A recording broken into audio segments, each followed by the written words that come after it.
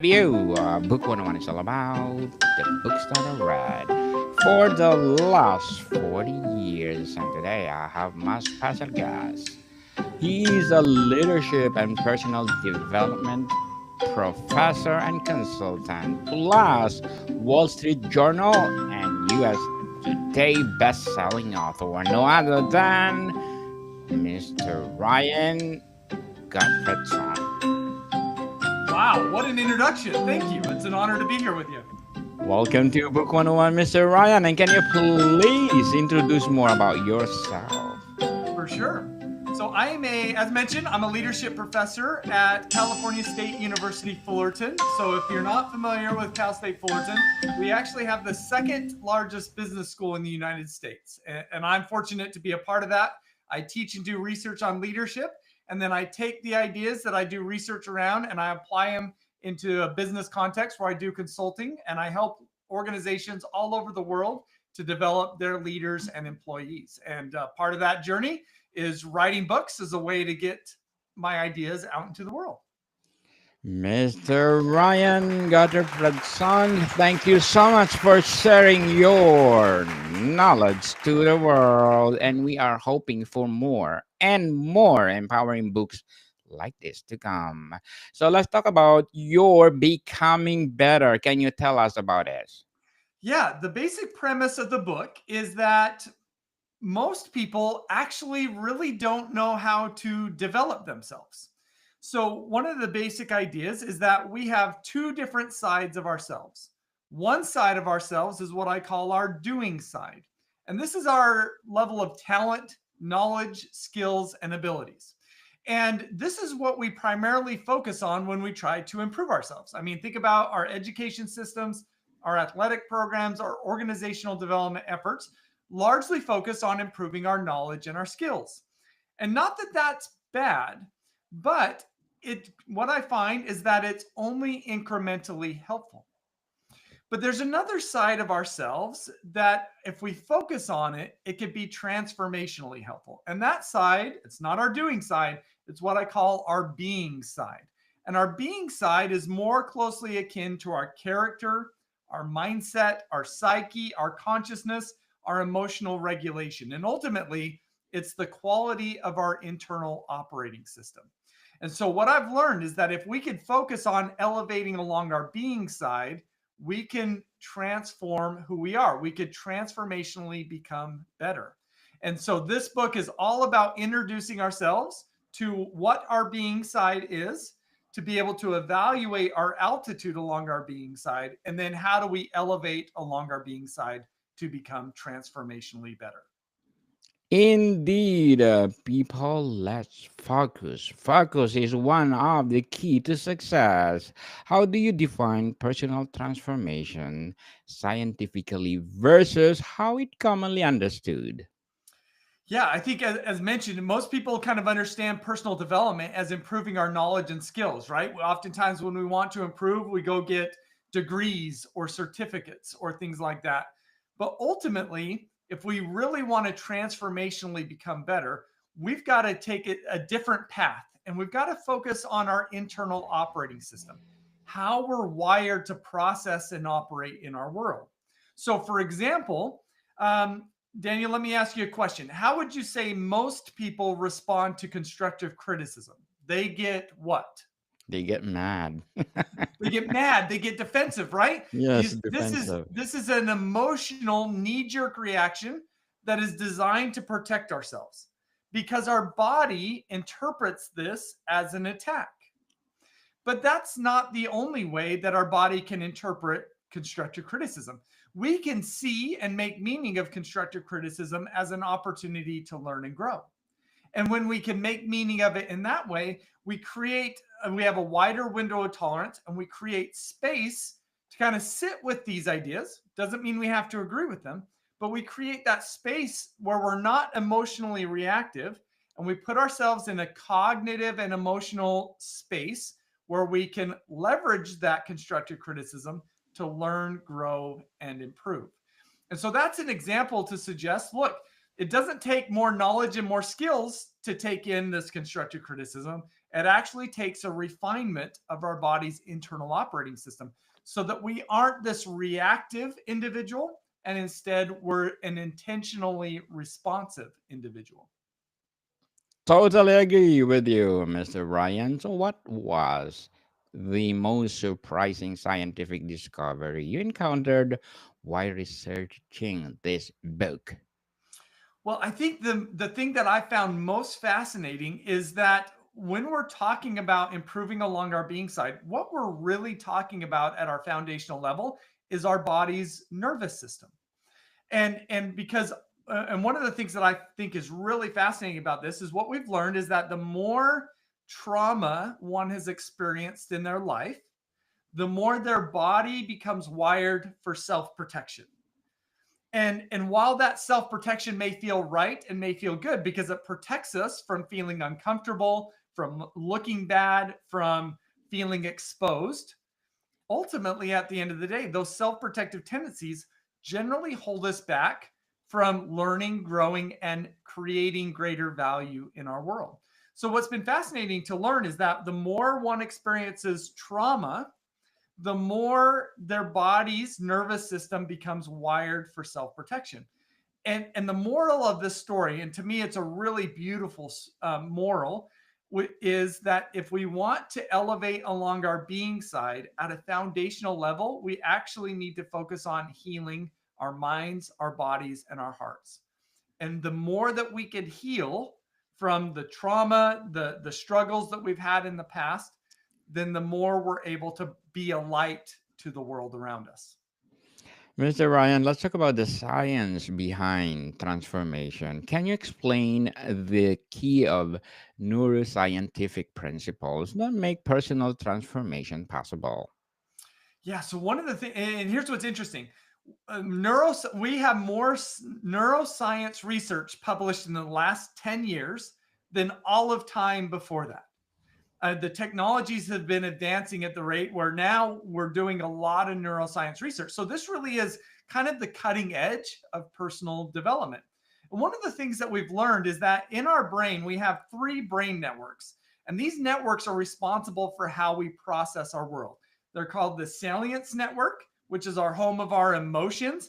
And that's what assigns meaning to the signals that enter our brain.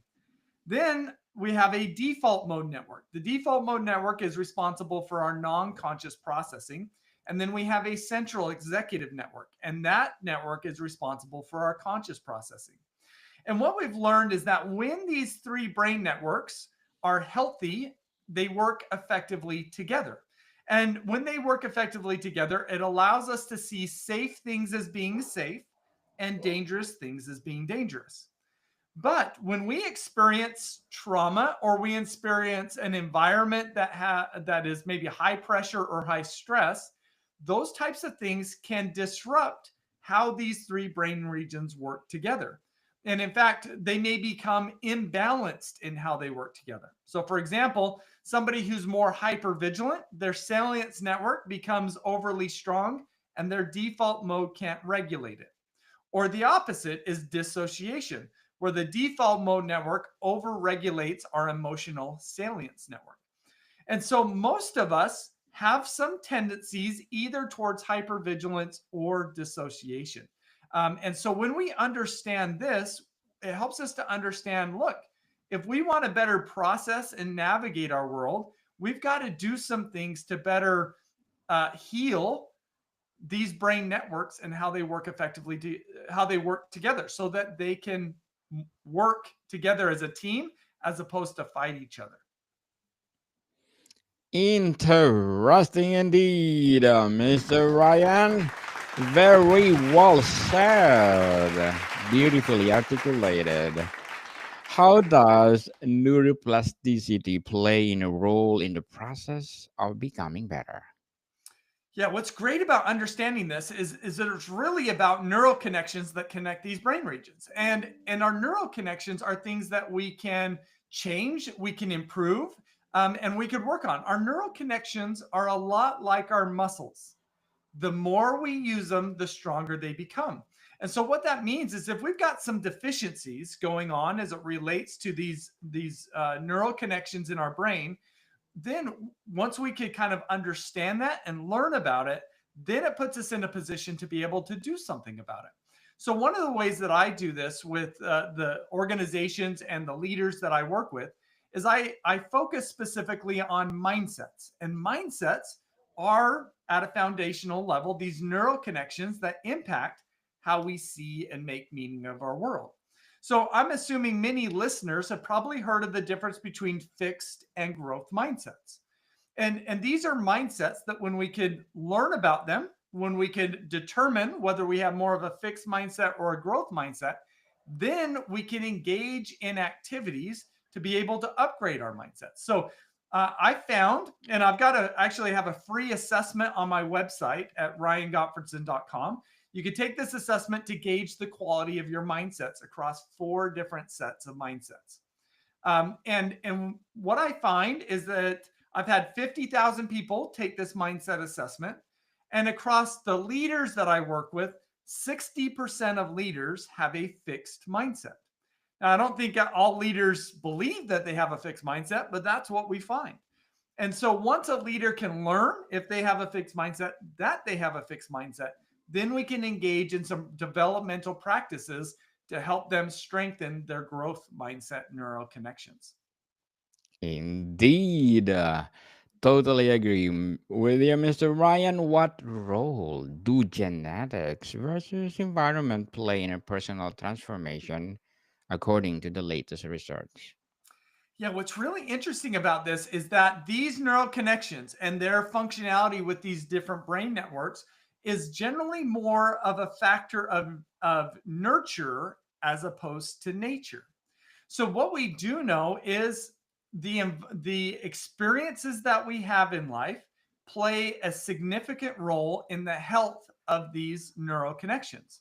Right. So if somebody grows up in a very traumatic environment, that's going to lead to them adopting more self-protective mindsets, and their brain wiring gets off kilter. That's one of the kind of default responses to trauma. But if somebody grows up in a more psychologically safe environment, a healthier environment, then naturally their brain will operate more effectively. It will have healthier brain connections, healthier neural connections, which will naturally allow them to kind of process their world in a more effective way. But just because nurture may play a role in the health of our neural connections, that's good news because it suggests that if we don't have great neural connections, then we could do something about it. We could change our neural connections. I think one of the sayings that I love is the idea that the neural connections that we need to survive our childhood are not the neural connections that we need to navigate life successfully as an adult. So, most of us, if we want to operate at a high level as an adult, as a leader, as a parent, at the end of the day, we're going to have to upgrade our internal operating system. And that involves upgrading our neurology. Indeed, we need to upgrade people every year, I think. Agreed. Every year we need to upgrade people. So let's talk about the mindset and behavior. How important is mindset in personal transformation, and how can someone cultivate the right one? Yeah, great question. So I'm going to go back to our example of constructive criticism, right? So if I see constructive criticism as an attack, then I'm not going to think about it very positively. I'm not going to learn from it, and I'm not going to approach it. But if I see constructive criticism as an opportunity to learn and grow, then I will think about it more positively. I will learn from it, and I'm more likely to approach it. So, what I'm trying to get at here is that our mindsets, whether we realize it or not, are the most foundational aspect of everything that we do. They shape how we think, how we learn, and how we behave, and therefore our success in our life, our work, and our leadership. And so, what I found is that it is transformational for people to awaken to their mindsets and upgrade their mindsets because what they're doing is they're upgrading themselves at their most foundational level. So, if we can help people awaken to their mindsets and upgrade their mindsets, we will upgrade their thinking, learning, and behavior. and therefore their success in their life, work, and leadership. Yes, indeed. So, what's the common psychological barrier to transformation and how can it be overcome? Well, I think it's a combination of factors. So I think one of the factors is a generally a lack of self-awareness. If you're listening to this, you might be familiar with the Dunning-Kruger effect, which kind of suggests early in our self-development journey and self-awareness journey, we generally think of ourselves as being better than what we really are. And that's actually what I find when I work with people on mindsets. And in fact, I was that same way when I first learned about mindsets. I thought my mindsets were more positive and more value creating than what they really were. In fact, let me give you an example of this. I was working with a group in it's a healthcare organization, and I was working with particular in a leader of the group. She was bringing me in to give a workshop to all of her employees. And I had all of these employees take my mindset assessment. And this is the day before the workshop. And I realized that the leader of the group hadn't taken my mindset assessment. And so I called her up and I said, "Hey, will you take the mindset assessment?" So that, because what I do is I aggregate the results to produce a collective mindset report. And I said, "I want to include your results in this report. So will you take it?" And she said, "Yes." And so she went and took it. And not too long after that, I got an email from her, and it was a rather scathing email. So she was saying, "I don't agree with this assessment. My results are completely inaccurate. I'm not sure I want to be involved in this workshop tomorrow." And I'm thinking, "Oh my goodness, this is a train wreck." And so I could sense she was hot. So I said, I'm just going to let this stew, and I'm going to reach out to her in the morning and see if she's in a different space. So I didn't respond initially to her email. So I went to bed that night and I woke up to an email from her. And the email was quite interesting. So she said, "Well, I apologize for my prior email. After I sent it, I was talking to my husband about my results. And after talking to him, I think it would be a good thing for me to be a part of this workshop." So this is an example where she thought she had really good mindsets. Her mindset assessment said, "You don't really have great mindsets," and she felt like that wasn't accurate. But then her husband kind of helped her see, "Hey, maybe this is accurate. Here's some examples of that." And so she became more open to working on her mindsets. And I know that that's a little extreme, but I generally find that people oftentimes kind of have that initial reaction when they learn about their mindsets, is that their mindsets aren't may not be super healthy. But what I've also learned is that most people's mindsets aren't healthy because most people have never really given concerted effort to work on their mindsets. And so that's why I love helping people out. I love helping people discover their mindsets and elevate their mindsets. Yes, and that's why I'm urging you to create more books like this, Mr. Ryan. So, as the leadership and personal development professor and consultant and best-selling author, what are your short-term and long-term goals? Man, well, in the short term, I'm launching my new book, Becoming Better: The Groundbreaking Science of Personal Transformation, which is all about this being side and helping us to elevate along our being side. So, my short term goal is to get that out into the world as best that I can. So, I appreciate this opportunity as helping me as a part of that. And then I think ultimately in the long term is I want to spread greater awareness of our being side. I just know that when people focus on their being side, it's transformational. But the reality is that most people don't really know that they have a being side, and therefore they never really focus on it. So I want to help make these ideas and concepts more mainstream so that people are more empowered to transformationally become better. Good luck to your goals, Mr. Ryan. And what will be your advice for those people out there want to becoming better? Well, it all starts with self awareness, and so if my tools can help you with that, I would invite people to go to my website, ryangottfredson.com. I have a couple of free personal assessments there to help you awaken to your quality and altitude of your being side, and then there's some support and resources to help you elevate along your being side.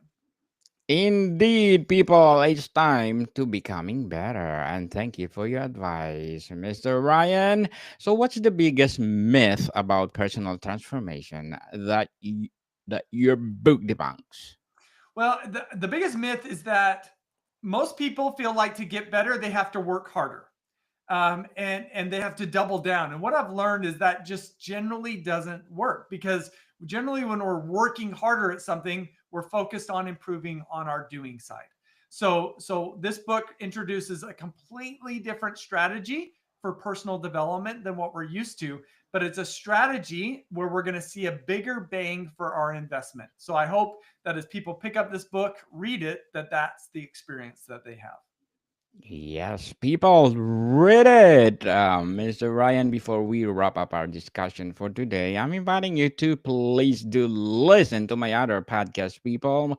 My other podcast, because my abstract essay is already in fifth season, abstract poetry in second season, and of course, my book 101 review on fifth season, comedy 101 in second season, food 101 in its fifth season as well. Geography 101 and love letters are in third season. And my baby podcast, Mental Health 101, movie 101 review and music 101 in its fourth season, and Science 101 and Sex 101 in its first season. Please do listen to them wherever you listen your podcast. Mr. Ryan, what's one key takeaway you hope every reader will gain from becoming better? Wow. Well, and yeah, look at all those podcasts you have. You're a renaissance man, Daniel. So this is great. But the one thing that I would love readers to take away is just simply the idea that they can transform themselves. They could transformationally become better, and it really comes down to our willingness and our ability to seek after healing our minds, our bodies, and our hearts.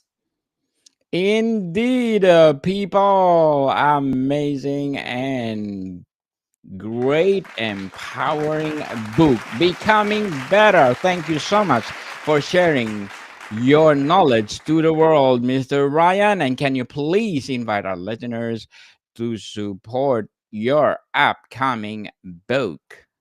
That would be great. You can find my book on my website, ryangottfredson.com. Also connect with me on social media.